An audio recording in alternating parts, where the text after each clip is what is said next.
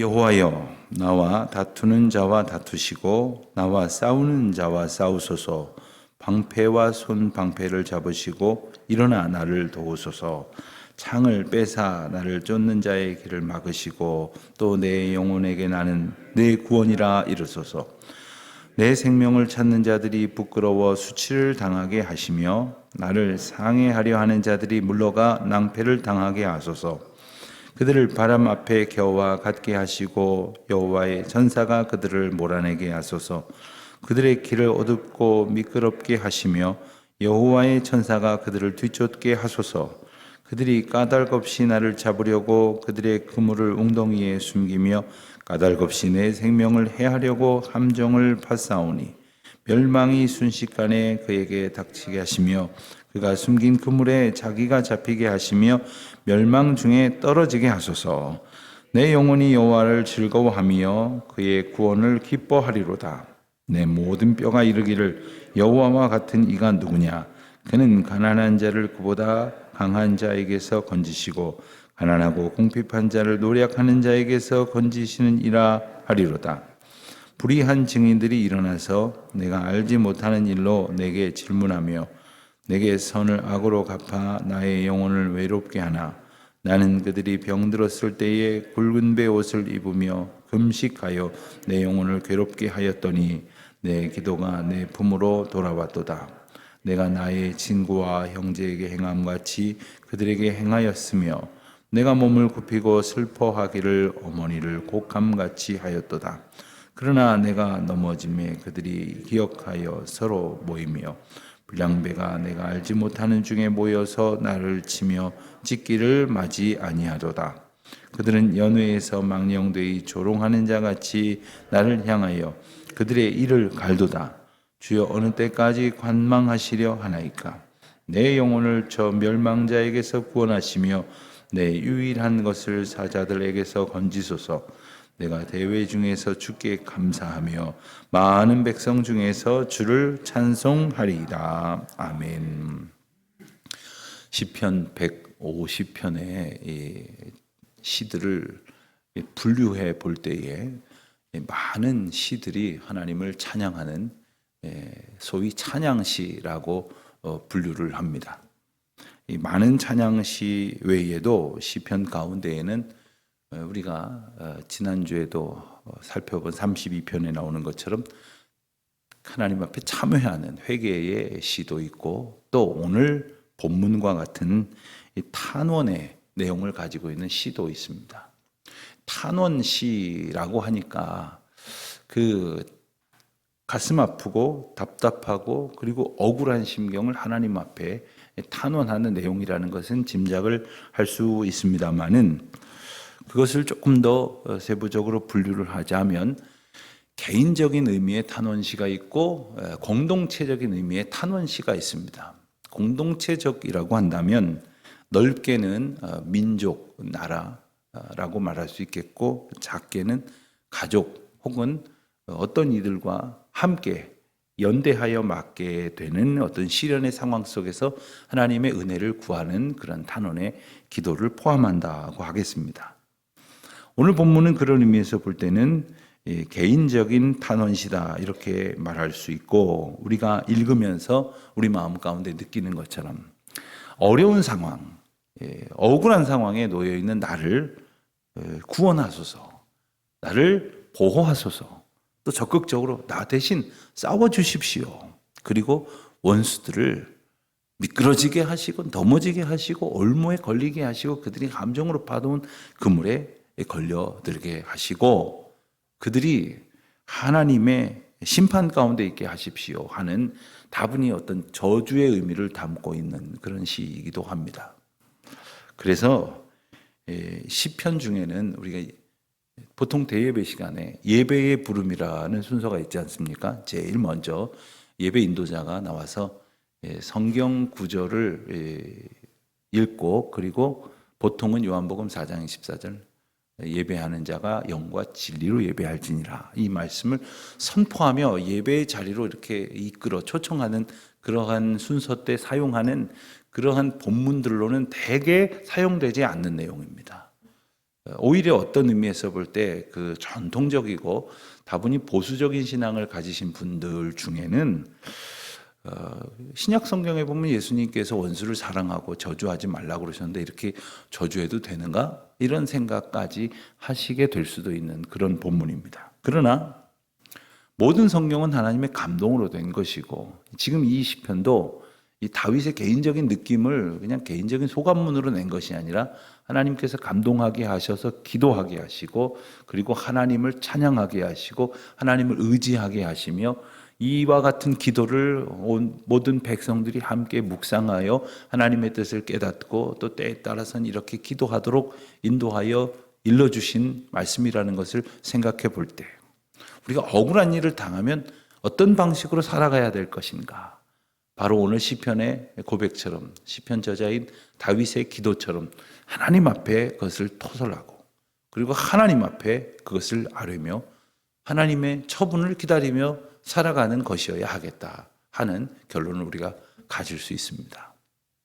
여러분 억울한 일 당했다고 가서 똑같이 행동하면 어떤 때는 우리가 더 큰 벌을 받게 될 때가 있습니다. 누가 나를 밀쳤다고 내가 가서 밀치면 그는 고의성이 없는 것으로 방면이 될 수도 있지만 나는 고의적으로 보복 범죄를 했다 하여서 오히려 그것은 더 큰 벌을 받게 될 수도 있습니다.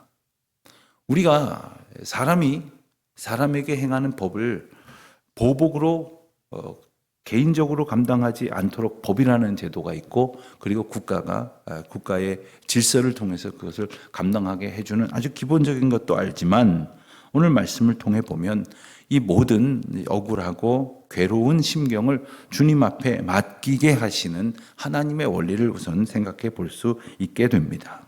그러면서도 다윗은 그 억울한 심경을 말하면서 동시에 하나님을 찬양하겠다는 다짐을 갖는 표현들을 오늘 시편에 담고 있습니다. 예컨대 9절 10절 말씀을 보면 내 영혼이 여호와를 즐거워하며 그의 구원을 기뻐하리로다. 내 모든 뼈가 이르기를 여호와와 같은 이가 누구냐 하면서 하나님께서 행하시는 일들을 찬송하고 있습니다. 그리고 주님을 높여 고백을 하고 있습니다. 또 그런가 하면 18절 말씀 오늘 맨 마지막 절이 됩니다마는 내가 대회 중에서 주께 감사하며 많은 백성 중에서 주를 찬송하리이다.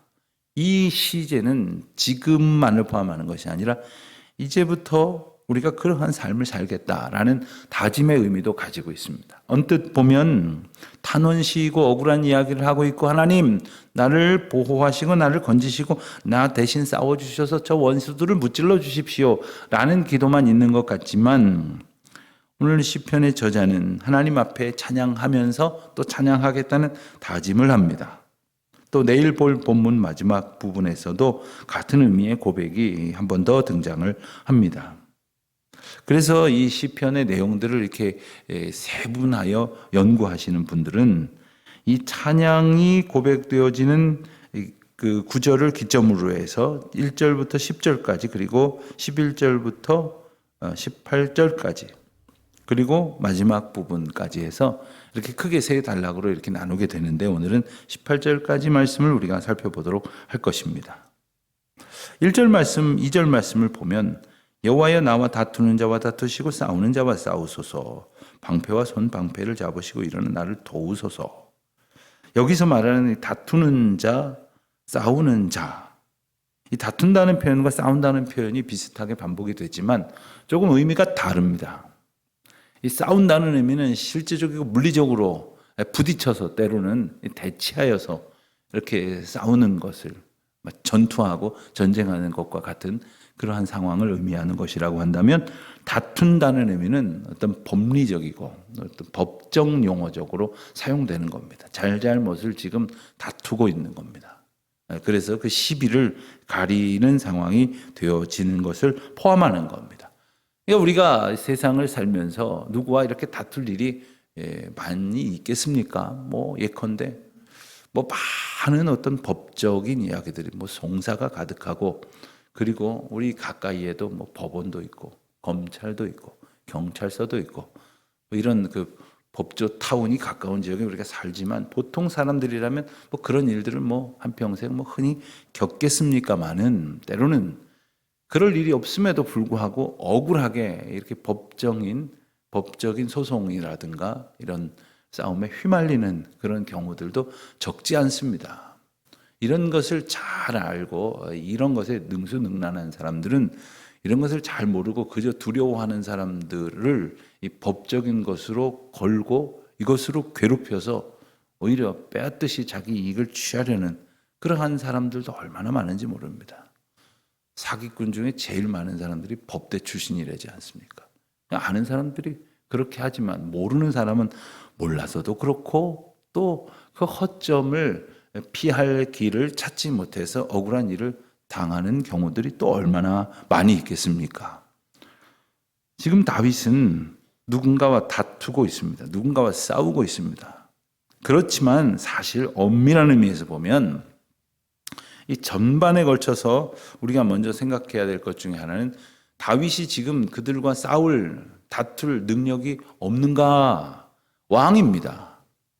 막강 군사력을 동원할 수도 있습니다.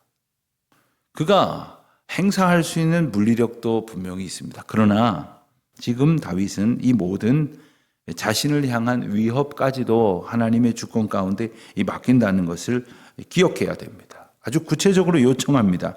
방패와 손방패를 잡으시고, 그리고 3절에 보면 창을 빼사 나를 쫓는 자의 길을 막으시고, 그러니까 방패와 손방패는 방어하는 도구죠. 창은 공격하는 도구입니다. 하나님께서 친히 막아주시고 공격도 해주셔서 4절 보면 내 생명을 찾는 자들이 부끄러워 수치를 당하게 해주십시오. 나를 상해하려 하는 자들이 낭패를 당하게 해주십시오. 6절을 보면 그들의 길을 어둡고 미끄럽게 하셔서 그들이 그냥 낭패를 겪고 미끄러지게 하시옵소서 하는 기도를 아뢰고 있습니다. 또 7절 이하에 보면 그들이 파놓은 그물 그리고 함정을 언급을 합니다. 그러면서 까닭없이라는 표현이 반복되면서 이 저자가 처하여져 있는 기가 막힌 억울한 형편을 토설하고 있습니다. 이런 일을 흔히 겪을 수는 없겠지만 살다 보면 이런 일을 겪습니다. 특별히 정말 억울한 것은 그럴 의도가 아니었는데 오히려 악한 의도로 나를 공격하는 사람들이 있습니다.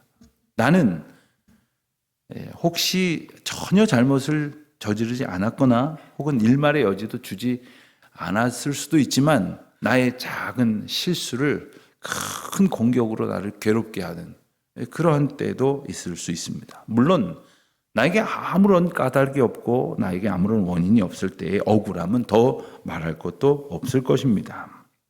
그런데 이러한 문제를 단지 이 개인적인 것으로 여기는 것이 아니라 하나님의 공의로 지금 의탁하고 있는 겁니다.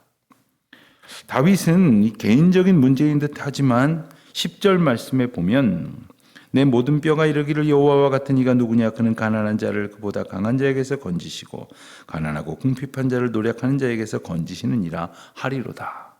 하나님께서는 지금 다윗의 문제뿐만 아니라 다윗이 지금 왕으로 있지 않습니까?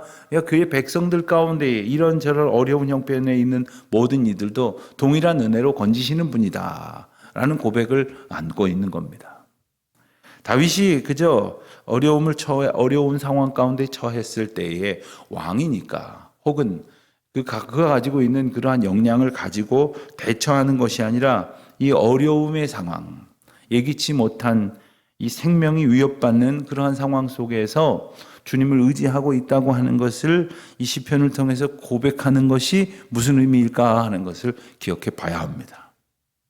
여러분, 우리가 크고 작은 어떤 형태로든지 어려움에 처할 때 내가 어떻게 행동하는가를 보면, 즉 내가 무엇을 의지하는가를 보면 내가 무엇을 믿는가를 알 수가 있습니다.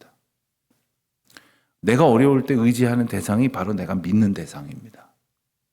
내가 어려울 때 찾아가는 사람이 내가 정말 신뢰하는 사람입니다. 내가 어려울 때 가족을 의지하는지 친구를 의지하는지 아니면 돈을 의지하는지 아무것도 믿을 게 없다라고 말하는 사람은 아무것도 믿지 못할 만큼 자기를 믿는 그 생각이 가장 앞선 겁니다. 세상에 믿을 게 없어서 자기 자신, 그 문제 앞에서 스스로 지금 고통하고 있는 자기 자신을 어떻게 믿는다는 말입니까? 그런데 우리가 그렇게 아무도 믿지 않는다고 하면서 자기를 의지하는 불쌍한 인생일 때가 또 얼마나 많은지 모릅니다. 우리가 주님을 의지한다고 하는 것, 주님 앞에 모든 것을 맡긴다고 하는 것, 오늘 본문을 통해서 우리가 한 구절 한 구절 시편 저자가 처한 어려움의 모습들을 연상을 하면서 어떤 부분은 깊이 공감을 하시는 부분도 있을 겁니다. 그러할 때에 정말 우리가 주님을 의지한다고 하는 것을 우리의 고백으로 아멘 하면서 붙들 수 있는가? 정말 주님 앞에 모든 것을 맡긴다고 하는가? 내가 할 수 있는 방편이 아예 없어서가 아니라 뭐 이렇게도 저렇게도 해볼 수 있을지는 모르지만 그와 같은 방법이 아니라 이 상황을 초래하게 된 것도 하나님의 주권 가운데 있다는 믿음의 고백을 가졌을 때 하나님께서 이끌어 가시는 나를 향한 계획은 무엇일까? 그래서 주님께 아픈 심정을 토로하는 것입니다. 괴로운 심정을 주님 앞에 아뢰는 겁니다. 크고 작은 그런 문제들 앞에 우리는 살아가게 될 것입니다. 어떤 일은 어떤 분들한테는 아무렇지도 않은 분들이 있을지 모르지만 어떤 분에게는 아주 억울한 일이 될 수도 있습니다. 그렇습니다. 우리가 다 저마다 견딜 수 있는 힘도 약하고 어떤 상황을 바라보는 시각이나 태도도 다 다르기 때문일 것입니다. 그러나 어찌하든지 우리가 모두 하나님 앞에 있다는 것을 우리는 깨닫고 우리가 주님을 의지한다고 하는 그 귀중한 은혜의 길로 오늘 이 아침에 우리를 이끄신다고 하는 것을 우리는 기억해야 됩니다. 주님은 다 아시기 때문에 모든 것을 아시고 우리의 허물도 죄도 사하시는 은혜를 베푸시는 주님이시기에 우리가 의지할 곳은 주님밖에 없다는 사실, 그리고 우리가 의지할 수 있는 그 생명의 길은 오직 주님께서 예비하셨다는 그 약속을 우리가 믿음으로 고백하며 긍휼히 여기실 주님만을 바라보며 온전히 주님을 향해 엎드려 기도하는 가운데 주님을 의지하고 주님의 도우심을 경험하는 복된 오늘 하루가 되시기를 우리 주님의 이름으로 기도드립니다. 하나님 아버지, 저희를 붙드시고 저희를 인도하여 주심을 감사합니다. 견딜 수 없는 아픔과 억울함과 슬픔 앞에 처하게 될지라도 여전한 은혜로 저희를 붙드시는 주님, 더욱 주님을 의지하는 기회가 되게 하여 주시옵시고 주님의 돌보심을 경험하는 찬송의 날이 되게 하여 주시옵소서. 예수님의 이름으로 기도합니다. 아멘.